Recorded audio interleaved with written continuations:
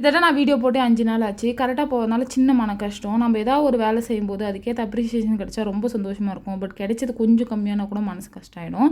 எனக்கும் அப்படிதான் ஆனால கொஞ்சம் ஒரு 5 நாள் நான் பாட்டுக்கு யோசிச்சுட்டே இருந்தேன். பட் திருப்பி எழுந்து வெளிய வான்னு விஜய் சார் சொல்ற மாரி நானே எழுந்து வந்துட்டேன். என்னை யாரையும் கூப்பிட வேணாம்.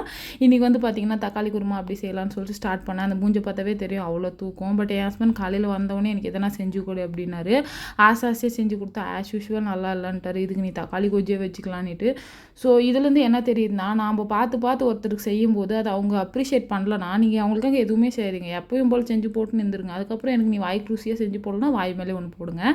நான் வந்து பார்த்தீங்கன்னா, சின்ன வயசில் வந்துட்டு எங்களுக்கெல்லாம் ஸ்நாக்ஸ்னால் என்ன கரும்பு, மாங்காய், கொய்யாக்காய் இதுதான் எங்களோட ஸ்நாக்ஸ். இப்போ இருக்கிறவங்களுக்கு தான் எது ஏதோ. பட் போகிற வழியில் என்னென்ன இருக்கோ எல்லாத்தையும் தூக்கி பையில் போட்டுன்னு போயிடுவேன். ஏன் பனம்பழத்தை கூட விட்டு வைக்க மாட்டோம் நாங்கள். வேச்சு சாப்பிடாம வேக்காம கூட அப்படி அப்படியே சாப்பிடுவோம். பட் நான் சின்ன வயசுலலாம் இருக்கும்போது ஸ்கூலுக்கு மாங்காய் எடுத்துகிட்டு போய் சின்ன மாங்காய் ₹2 பெரிய மாங்காய் ₹5 விற்குவேன். பட் இன்றைக்கி நான் ஒரு மாங்காவை ₹20 கொடுத்து வாங்கினேன். மாங்காய் வியாபாரிக்கே மாங்காய் வாங்குற நிலைமை வந்துருச்சு ஆண்டவா! ஐயையோ!